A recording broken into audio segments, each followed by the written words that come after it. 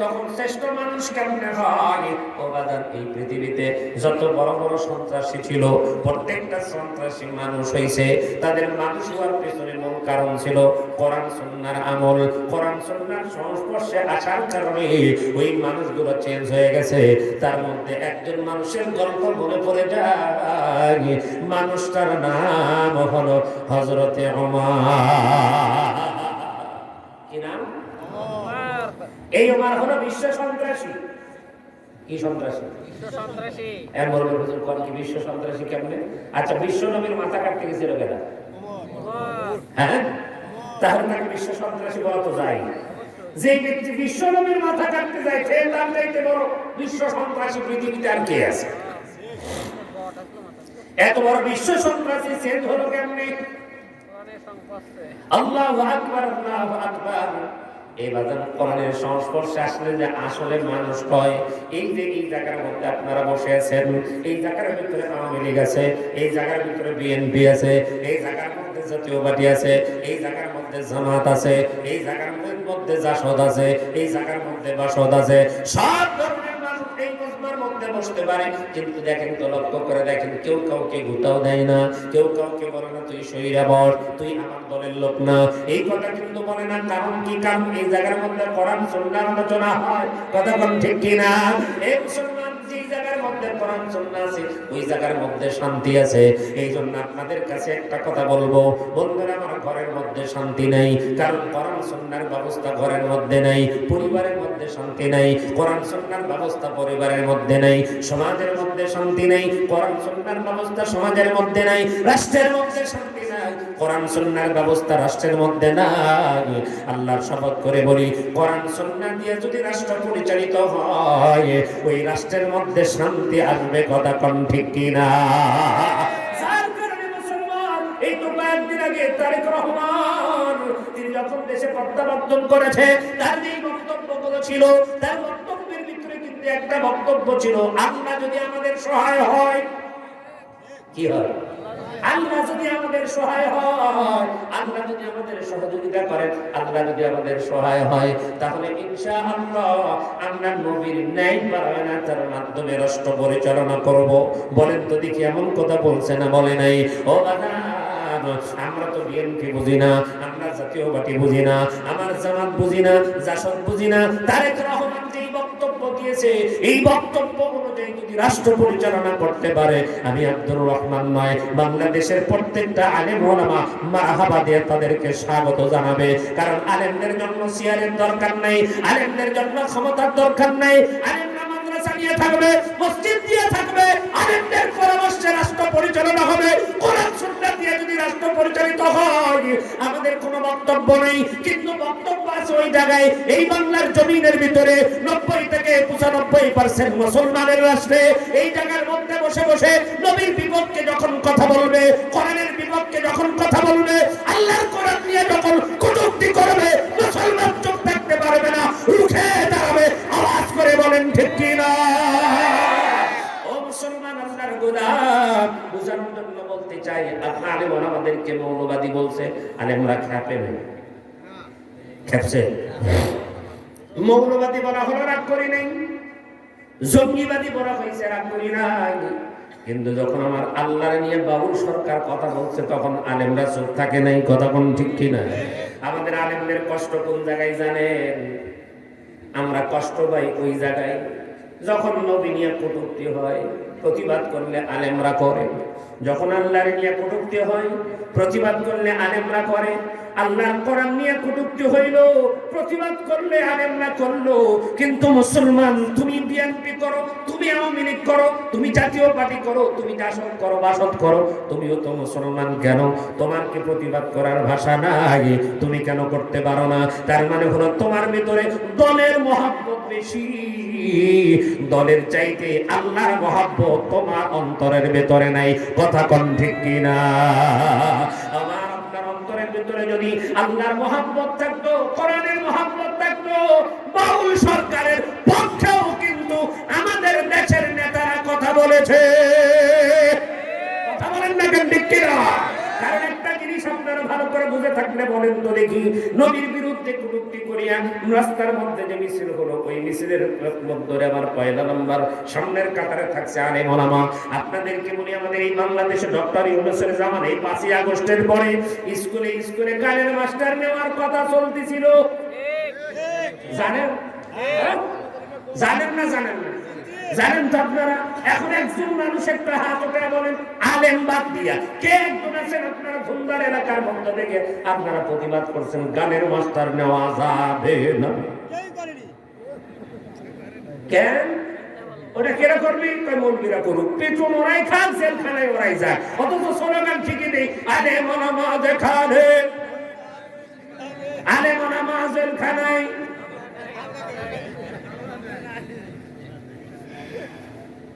হাসতেছেন না? মন খারাপ হলো? রাগ করতেছে?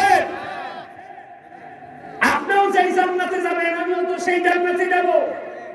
আপনিও যেই নবীর উম্মত, আমিও সেই নবীর উম্মত। আপনি যেই আল্লাহর গোলাম, আমিও সেই আল্লাহর গোলাম। আমি প্রতিবাদ করে জেলখানায় যাই, আপনার ভিতরে প্রতিবাদ আছে না কেন? বোঝা যায় আপনি মুসলমান বটে, আপনার ইমানের ভিতরে ভেজাল আছে। আপনি সব মনে করতেছেন হুজুর আপনাকে রেখে। আমি জানি মাঝে মাঝে অনেক মাহফিলে বলি, ওস্তাদ ছাত্র ডাক দেখায়, বেটা ওর ডাব গাছ থেকে ডাবটা পা। ছাত্র ডাক দেখে, হুজুর আপনি থাকবেন নিচে, আমি উঠবো উপরে, আমার পায়ের নিচে। ওস্তাদ এত বড় বেয়াদবি করা যাবে না হুজুর? হুজুর চিন্তা করে, বাপ রে বাপ, ছাত্র তো আমাকে সেই মানে। এবার হুজুর নিজেই গাছে উঠছে, উঠে ডাব পারছে, বেটা কাঠ, আর হাতে দিয়ে কয়, হুজুর আপনি সামনে দাঁড়ায় আছেন, এটা নামে খুব দিবেন, নামে দেওয়া হবে না, আমি মাথায় দেওয়া হুজুর পারবো না। হুজুর কয় দে, আর হুজুর কাটছে, কাটে হাতে দিয়ে কয় খা। আর নিয়ে কয়, হুজুর গাছে উঠতে বললেন উঠলাম না, ডাব কাটতে বললেন কাটলাম না, একে একে দুইটা হুকুম অমান্য করছি। এবার খাইতে বলতেছেন, এটা যদি অমান্য করি আপনার সঙ্গে বড় বেয়াদবি করা হয় হুজুর।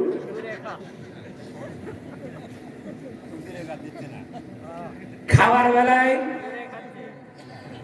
এলাকায় কান্দারি অনুষ্ঠান হয় না? হয়তো জহর পর হয় না, ফজর পর হয়? জহর পর হয়। ইমাম সাহেব মসজিদ থেকে আসে থেকে জায়গায় ইমাম সাহেবেরই নেই। কি কতক্ষণ? হ্যাঁ, তাহলে যারা লাইন হয়ে পড়ছে ওরা নামাজ পড়ছে নি? হ্যাঁ, তো ভূত করো কেন খাওয়া? মন খারাপ হলো বুঝি? হ্যাঁ, আরে যাই ব্যক্তি নামাজ পড়ে না, ওর তো দোয়াই ঠিক নাই, ওর তো ওযু ইস্তেঞ্জাই নাই, ও তো নাপাক, ওরে খাওয়া লাভ কি? কি লাভ? রাগ করবেন? করেন না। আর দাওয়াত দেবেন না? না দেন। কাহুজুরে এইরকম দুয়াজ করলে কিন্তু আপনারা দাওয়াত পাবেন না। আরে দাওয়াত খাওয়ার জন্য থাকি না, বরং দাওয়াত না দিলেই খুশি হই।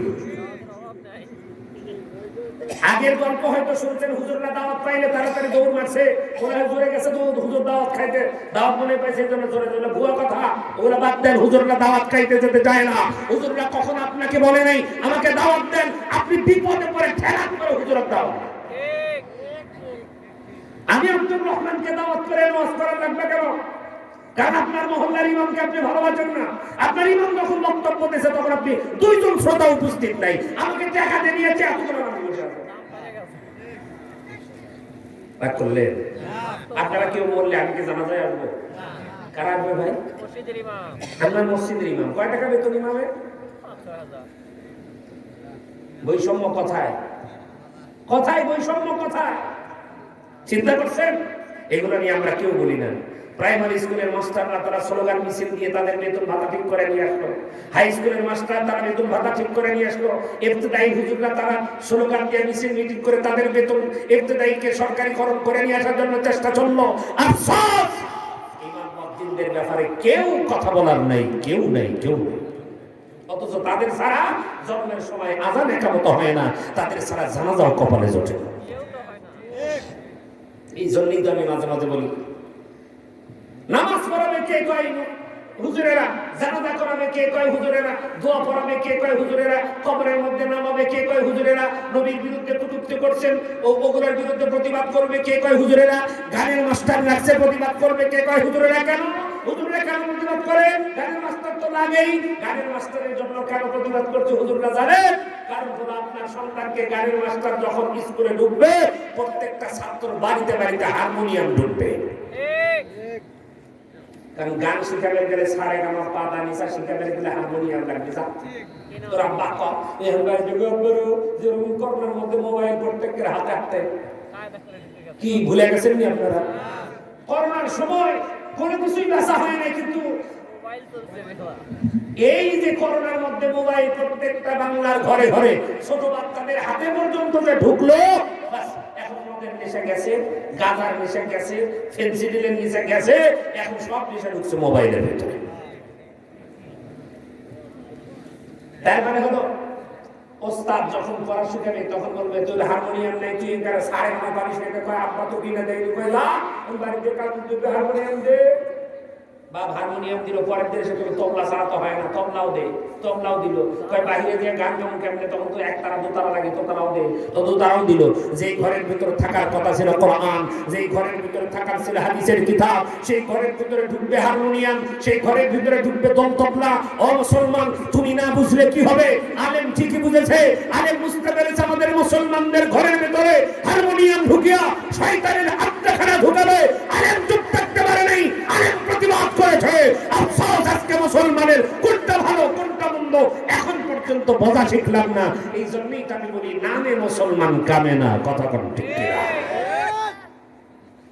এই জন্যই তো বলতেছিলাম, কয় ইমামতি করবে কি, কয় কয় সবগুলো হুজুরেরা প্রতিবাদ করবে কি, কয় হুজুরেরা জেলখানায় যাবে কি, কয় হুজুরেরা মিম্বরি করবে কি, কয় আমরা এমপিগিরি করবে কি, কয় আমরা কয়টা ওগুলো হুজুর করতে পারা যাবে, কয় অত বড় বেয়াদবি করা যাবে কি? হ্যাঁ মুসলমান বন্ধুরা আমার খেয়াল করেন, তার মানে হলো বোঝানোর জন্য বলতে চাই, ও মুসলমান আল্লাহর গোলাম, কারণ হুজুরদের কাজ হলো খালি দোয়া করা, হুজুররা বুঝি আর কিছু পারে না। কারণ অনেকেই তো বলে হুজুরদের মাথায় বুদ্ধি নেই, কথা কন না কেন ঠিক কিনা? অনেকেই কথার মধ্যে কথা বলে দেয় কয় হুজুরদের মাথার মধ্যে কোনো বুদ্ধি নাই। বুদ্ধি যদি না থাকতো ওমরের মতো মানুষ অর্ধ পৃথিবী শাসন করতে পারতো না। কারণ ওমর রাদিয়াল্লাহু তাআলা আনহু নিজের জ্ঞান দিয়ে রাষ্ট্র পরিচালনা করে না, আল্লাহর কোরআন নবীর সুন্নাহ দিয়ে রাষ্ট্র পরিচালনা করেছে, কথা কোন ঠিক কিনা?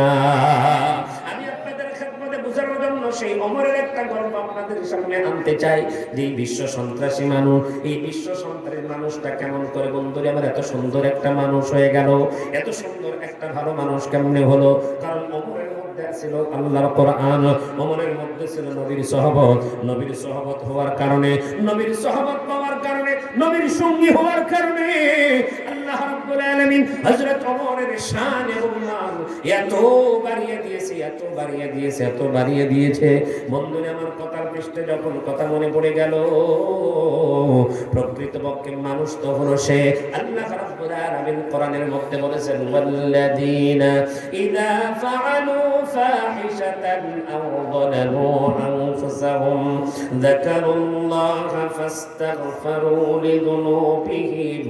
আমার আল্লাহ বলেন ওই মানুষটার চাইতে ভালো আর কে, যে মানুষটা যখন গুনাহ হবে, যখন কোনো বান্দার গুনাহ হবে, গুনাহ হওয়ার পর, অপরাধ হওয়ার পর বান্দার মনের ভিতরে মনে হবে আহারে আমি তো গুনাহ করে ফেলছি, আমি তো অপরাধ করে ফেলছি।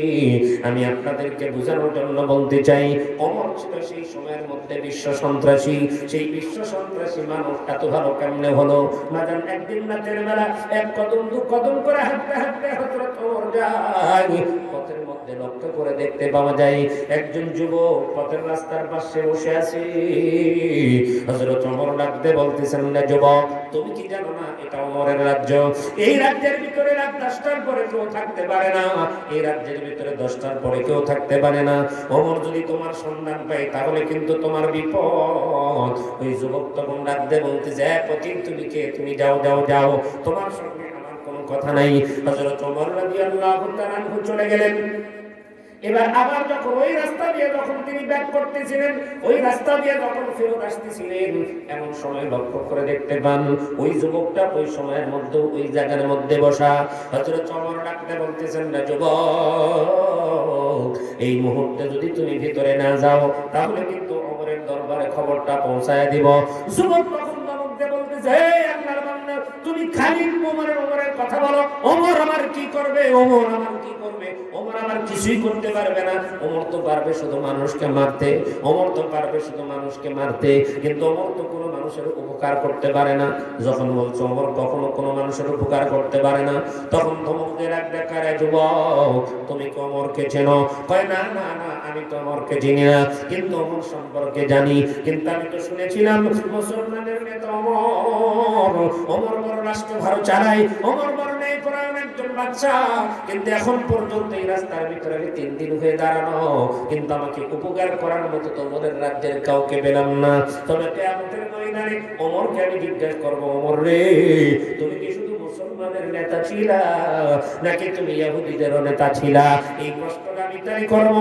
এই জবাবটা সে যদি দিতে পারে তাহলে ভালো, আর দিতে না পারলে আমি তার কিয়ামতের ময়দানে ছাড়বো না।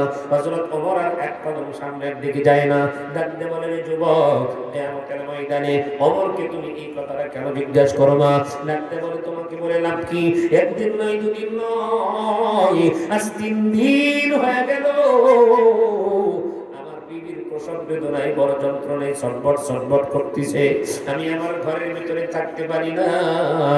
আমার বিবি কি পরিমাণ চিৎকার মারতেছে, ওই চিৎকার তো আমি আর সহ্য করতে পারতেছিলাম না। ওই চিৎকার শুনতে আমার বড় কষ্ট হইতেছিল। আমি আমার কানের ভিতরে আঙ্গুল দিয়েও সহ্য করতে পারি নাই, কারণ প্রসব বেদনার যে কি কষ্ট এটা একজন মা ছাড়া দুনিয়ার জমিনে আমরা পুরুষরা বুঝবো না। এই জন্যই তো কবি বলেছেন, বাবাই আনন্দে মাতিয়া সাগরে ভাসাইয়া সেই যে চইলা যায় খবর লয় না। মায়ের ধরিয়াও ধরে কত যত্ন করে, মায়ের ধরিয়াও ধরে কত যত্ন করে, 10 মাস পরে পেল প্রসবের বেদনা। এমন দরদি ভবের কেউ হবে না আমার মা গো। বুঝে থাকতে বলেন ঠিক কিনা? অবস্থ মায়ের যে কি পরিমাণ কষ্ট হয় এইটা আমি আপনাদেরকে কেমনে বুঝাই? তবে আমার জীবনের বাস্তবতা আপনাদের সামনে একটু তুলে ধরি। আমার বিবির যখন প্রথম বাচ্চা হবে, ফজরের নামাজের আগের থেকে নিয়ে প্রসব বেদনা শুরু হয়েছে, দুপুর 12টা পর্যন্ত চলে, কিন্তু বাচ্চা হয় না। ডাক্তাররা যারা ছিল তারা সবাই আমাকে ডাক দেয়, আব্দুর রহমান যাও তোমার বিবি তোমাকে ভিতরে ডাক দেয়। আমি যখন ভিতরে গেলাম দেখলাম, লক্ষ্য করে দেখলাম বিবির চোখটা লাল, মুখ সব লাল হয়ে গেছে। বন্ধুরে আমার চোখ দিয়ে তার টপ টপ টপ টপ করে পানি ঝরে। আমি যখন গেলাম আমাকে জড়ায় ধরে ডাক দিয়ে কামানি মাফ করে দেন, আমি মনে হয় আর বাঁচবো না, আমি মনে হয় আর বাঁচবো না। আমার বিষের যন্ত্রণা আমি সহ্য করতে পারতেছি না। আমার এই পেটের ভেতরকার জিনিস কেমনি পারেন বের করে দেন, হয় বের করেন, না হলে আমি বাঁচবো না, আমি মরে যাব। আমি যদি মরে যাই আপনি আমারে মাফ করে দেন। ওর কথাগুলো শুই না আমি নিজেকে কন্ট্রোল করতে পারি নাই, আমার চোখ দিয়ে পানি আসে। তবে বন্ধুরে আমার ওই সময় আমার চোখ দিয়ে পানি আসার কারণ শুধু আমার বিবির কষ্টের কথা মনে হয় নাই, ওই সময় আমার কাছে একটা কথা মনে হয়েছে, আল্লাহ আমার বিবি যেমন আমার সন্তানকে দুনিয়ার জমিনে আনার জন্য যে পরিমাণ কষ্ট সহ্য করতেছে, আমি যেদিন মায়ের গর্ভের মধ্যে ছিলাম, যেদিন আমি মায়ের গর্ভের থেকে দুনিয়াতে আসছি, ওই দিন তো আমার মা এমন কষ্ট আমার জন্য পেয়েছে। আমি আবার যুবক ভাইদেরকে বলি, যুবক আমার আল্লাহ রাব্বুল আলামিন কোরআনুল কারীমের মধ্যে বলেছেন, ইম্মা ইয়াবলুগান্না ইনদাকাল কিবারা আহাদুহুমা আও কিলাহুমা ফালা তাকুল লাহুমা উফিন ওয়ালা তানহারহুমা ওয়াকুল লাহুমা কাওলান কারীমা।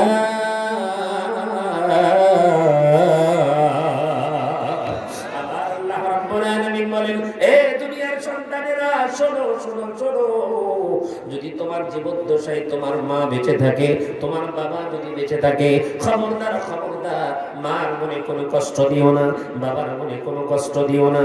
কারণ মার মুখ থেকে যদি উফ শব্দটা বের হইয়া যায়, একটা বার যদি বরদোয়া হয়, তাহলে সন্তানের জন্য বড় বিপদ। এই জন্য বলবো রে যুবক, এই আমার যুবক ভাই, যদি বাবা বেঁচে থাকে, যদি মা বেঁচে থাকে, যাও যাও যাও মার কাছ থেকে দোয়া যাও, মার পা জড়ায় ধরে বলো, মা গো আমায় দোয়া করো, প্রাণ খুলিয়ে ডাকো, মায়ের দোয়ায় ধন্য আমি, দু জগতে ভালো।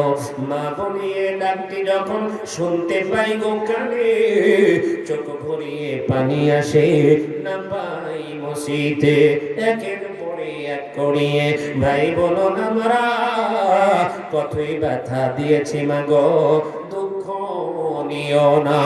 10 মাস 10 দিন মা গো রাখছো উদর ভরে, মাগের শীতে মা জননী কাঁপছেন বসে বসে। বাসে যখন চড়ি মা গো চোখ ভরিয়ে পানি, মানুষ বলে ও গো বাবা কাঁদছো কেন তুমি, বিদেশে যে মনটাই আমার করে উতাল পাতাল, লোকে বলে ও গো বাবা হয়েছো কেন মাতাল। এ বয়সে মাকে ছেড়ে আসছি বিদেশেতে, মায়ের মতো আপন কেহ নাই যে দুনিয়াতে। মায়ের মনে আঘাত রইলে হইব বিপদগামী, রোজ হাসরের বিচারেতে হইব জাহান্নামী। বুঝে থাকলে কোন ঠিক কিনা? এ দোস্ত আমার কাছে যাও, মার কাছ থেকে মাপ নাও, মার কাছ থেকে ক্ষমা নাও, বাবার কাছ থেকে ক্ষমা নাও। কখনো তাদের সঙ্গে খারাপ আচরণ করা যাবে না। আমি যেখান থেকে কথাটা বলতেছিলাম, যুবক ডাকতে বলতেছেন রে পথিক, আজ 3 দিন হয় আমার স্বামী আমার স্ত্রী প্রসব বেদনায় বড় কষ্ট করে, আমি নিজেকে কন্ট্রোল করতে পারি নাই, ও তাদের আত্মচিৎকার সহ্য করতে পারি নাই, এই জন্য রাস্তার পাশে দাঁড়ায় আছি। এবার হযরত ওমর ডাকতে বলে, রে যুবক তুমি এই জায়গার মধ্যে থাকো, এক মুহূর্তের জন্য তুমি নড়বা না, আমি আসতেছি দেখি তোমার কোনো উপকার করতে পারি কিনা। হযরত ওমর দৌড় মারছে তার বাসায়, বিবিকে ডাকতে বলতেছেন, প্রাণের বিবি আমার, যদি জান্নাতে যাইতে চাও তাড়াতাড়ি করে ঘর থেকে বের হও, যদি আগে জান্নাতে যেতে চাও তাড়াতাড়ি করে বের হও। ডাকতে বলে, কি হইছে আপনার এই গভীর রাত, রাত 12টা পার হয়ে গেছে, এত রাতের বেলা আপনি কই নিবার চান? বলে তাড়াতাড়ি বের হও। হযরত ওমর তার বিবিকে সঙ্গে নিলেন, কয় কিছু কাপড় নাও, কিছু একটু পুরাতন কাপড় থাকলে নাও, কিছু নতুন কাপড় নাও, আর তোমার কাছে যা আছে তুমি একটু নাও, আগুনের ব্যবস্থা সঙ্গে করে নাও। বলে কেন কেন কেন? বলে বিবি রে, আমি ওমর তো কিয়ামতের ময়দানের আসামি, তুমি আমার বিবি, আমাকে যদি আসামির হাত থেকে বাঁচাইতে চাও আজকে তোমাকে নার্সের কাজ করা লাগবে। সুবহানাল্লাহ বলেন, আজকে তুমি হবে নার্স, আমি হব তোমার সহযোগী। বলে কি করা লাগবে? বলে একজন মহিলার বাচ্চা হবে, তার দুনিয়াতে কেউ নাই, একজন ইহুদির যুবকের বিবির বাচ্চা হবে, চলো চলো চলো তোমাকে নিয়ে যাব। ও মুসলমান আল্লাহর গোলাম, এবার মধ্য পৃথিবীর খলিফা তার স্ত্রীকে সঙ্গে নিয়ে রওনা দেয়। চলতে চলতে চলতে চলতে চলতে চলতে ওই বাড়িতে যাওয়ার পরে এবার ডাকতে বলতেছে, বিবি তাও তুমি ভেতরে চলে যাও। যুবককে ডাকতে বলে, যুবক আসো, আমরা দুইজন মিলে একটু রান্নার ব্যবস্থা করি। দুইজন মিলে রান্না করে ভিতর থেকে বাচ্চার কান্নার আওয়াজ, সঙ্গে সঙ্গে ডাকতে বলতেছেন, আমিরুল মুমিনিন, বাচ্চাও ভালো আছে, মা ভালো আছে। যেই বলছে আমিরুল মুমিনিন, যুবক তখন হযরত ওমরের চেহারার দিক তাকায়, লক্ষ্য করে দেখতে পাই ওমরের মুখের মধ্যে হাসি, কিন্তু চোখ দিয়ে তার টপ টপ টপ টপ করে পানি পড়ে। জিজ্ঞেস করে, আপনি কে, আপনার পরিচয় কি? হযরত ওমর ডাকতে বলতেছেন, বিবি রে, কেন তুমি আমিরুল মুমিনিন বলে আমারে ডাক দিলা? এই পরিচয় তুমি কেন দিলা? কারণ এই যুবকটার কাছে আমি ওমর তো একজন খারাপ মানুষ, আমার মতো খারাপ এই জগতের মধ্যে আর কেউ নাই। হে দোস্ত রে, আল্লাহর গোলাম, কেমন মানুষ তারা ছিল, কেমনে ও মানুষগুলো মানুষ হইয়া গেল। এবার এই ঘটনা আমার বলা মূল মাকসাদ না, আমি ঘটনাটা পুরোটাই আপনাদের সামনে বলবো, কিন্তু তার আগে একটা কথা আপনাদের খেদমতে বলি। তার সামনে এত গাল দিল, ওমর রাগ করে নাই, ওমর রাগ করে নাই। কেন কেন কেন? কারণ ওমরের ভিতরে আছে আল্লাহর কোরআন। কথা কোন ঠিক কিনা? আজকে দুনিয়ার জমিনের ভিতরে যার মধ্যে আছে কোরআন, দুনিয়ার জমিনেও দামি, আখিরাতেও দামি। সুবহানাল্লাহ জোরে কর। এই দুনিয়ার জমিনের মধ্যেও দামি, আখিরাতের মধ্যেও দামি। আপনাদের সামনে আমার পূর্বে আপনাদের এলাকার মানুষ আপনাদের এলাকার সন্তান সুন্দর করে মহসিন আলম ভাই আপনাদের সামনে কিন্তু আলোচনা করেছেন। তিনি কিন্তু বলেছেন মাদ্রাসা হওয়ার কারণে আপনাদের এই এলাকার মধ্যে রহমত আর বরকত ও বাজার, এই মাদ্রাসা থাকবে যতদিন এলাকার মধ্যে রহমত আর বরকত শুধু বাড়তেই থাকবে, বাড়তেই থাকবে। কারণ এই মাদ্রাসাগুলোর মধ্য থেকেই তো মানুষ করার কারিগর, এইগুলোই হলো মাদ্রাসা। কথা কন না কেন, ঠিক কিনা? আমার নবী সেই শিক্ষা দিয়েছেন। আমার নবী হলেন প্রথম শিক্ষক, মাদ্রাসা পরিচালনা করেছেন। আর নবীর ছাত্রগুলো ছিল আবু বকর, ওমর, ওসমান, আলী। তাদেরকে আমার নবী কোরআন শিক্ষা দিয়েছেন। কোরআনের কারণে কিন্তু তারা মানুষ হয়েছে, মানুষের মতো মানুষ তারা হইল। ও বাজার, হযরত ওমর ডাকতে বলেছিল, ও রে যুবক, তুমি আমারে মাফ করে দাও, তুমি আমারে মাফ করে দাও। যুবক ডাকতে বলে, আমিরুল মুমিনিন, আপনি কেন আমার কাছে মাফ চান? আমি তো ভুল করেছি, আমি তো আপনাকে গালাগালি দিয়েছি। বলে, না রে যুবক, না, তোমার গাল দেওয়া ঠিক ছিল। আমি অর্ধ পৃথিবীর খলিফা, আমি শুধু মুসলমানের নেতা না, আমার রাষ্ট্রের ভিতরে হিন্দু থাক, বৌদ্ধ থাক, খ্রিস্টান থাক, ইহুদি থাক, যেই থাক না কেন, সকলের দায়িত্ব আমি ওমরের উপরে আছে। তোমার দুঃখ দুর্দশা দেখারও দায়িত্ব হলো আমার। আমি যদি দেখতে না পারি কিয়ামতের ময়দানে আমার নাজাত নাই। বলো রে যুবক, বলো, তুমি আমারে ওয়াদা দাও, কিয়ামতের ময়দানে আমারে আসামি বানাবা না। কারণ ওই দিন বড় ভয়াবহ দিন, ওই দিন বড় কঠিন দিন, ওই দিন বড় কঠিন একটা দিন। ইয়াউমা ইয়াফিরুল মারউ মিন আখি ওয়া উম্মিহি ওয়া আবি ওয়া সাহিবাতিহি ওয়া বানি লিকুল্লি ইমরিইন মিনহুম ইয়াউমা ইযিন শাআনুন ইগনি। ও মুসলমান, আল্লাহ বলেন, বান্দারে, হয়ে যাবে, ভাই ভাইয়ের পরিচয় দিবে না, বোন বোনের পরিচয় দিবে না, বন্ধু বন্ধুর পরিচয় দিবে না। কিন্তু বাজার ওই দিন একটা পরিচয় পাবেন। যদি আপনি হাফেজের বাবা হতে পারেন, হাফেজের দাদা হতে পারেন, হাফেজের নানা হতে পারেন, হাফেজের আত্মীয় স্বজন হতে পারেন, তাহলে আপনার জন্য কপাল খুলে যাবে। তাও যদি হইতে না পারেন, নবীর একটা হাদিসের উপর আমল করবেন। আমার নবী বলেন, কুন আলিমান আও মুতাআল্লিমান আও মুস্তামিআন আও মুহিব্বান, হয় তুমি আলেম হও, না হয় তুমি ছাত্র হও। তাও যদি হইতে না পারো, আলিমের কথা শ্রবণকারী হও। আর 3 নাম্বার হলো আও মুহিব্বিন, তুমি মহব্বত করনেওয়ালা হও। আমি আপনাদের সামনে বলবো, মাদ্রাসার তলবে আলেমদেরকে মহব্বত করবেন, মাদ্রাসাকে মহব্বত করবেন, কোরআনওয়ালাদেরকে মহব্বত করবেন। আমার নবী বলেছেন, যারা মহব্বত করবে কাল কিয়ামতের ময়দানে তাদের সঙ্গেই তারা হাসর হবে। আমি আপনাদের কাছ থেকে অল্প কয়েকটা মিনিট বাজান, মানুষ হওয়ার কারিগর হলো মাদ্রাসা। কারণ তার মধ্যেই তো কোরআনের শিক্ষা দেওয়া হয়, তার ভিতরে তো সৃজনশীল শিক্ষা দেওয়া হয়, সুন্দর শিক্ষা ব্যবস্থা কিন্তু মাদ্রাসা। মাদ্রাসার মধ্যে একজন ছাত্র কেমন করে আদব আখলাক শিখবে, কেমন করে খানা খাওয়া শিখবে, কেমন করে পথ চলা শিখবে, কোন সাইড থেকে খানা খাবে আপনার সন্তান জানে না। মাদ্রাসায় দিলেন 1 মাস পরে আপনার সন্তান চেঞ্জ হয়ে যাবে। কারণ ওই জায়গায় গেলে অমানুষকে মানুষ বানানোর জায়গার নাম হলো মাদ্রাসা। কথা কোন ঠিক কিনা? এই প্রতিষ্ঠানগুলো কিয়ামত পর্যন্ত থাক, এটা আমরা চাই না, চাই না? কারা কারা চান একটু দুহাত তুলে আমার আল্লাহ দেখার নারে।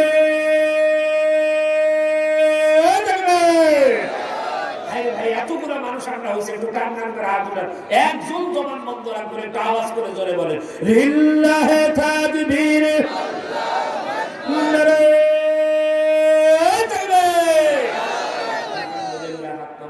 আমি অল্প কয়েকটা মিনিট আপনাদের কাছে নবীর ঘর মাদ্রাসার জন্য হাতটা পাততে চাই।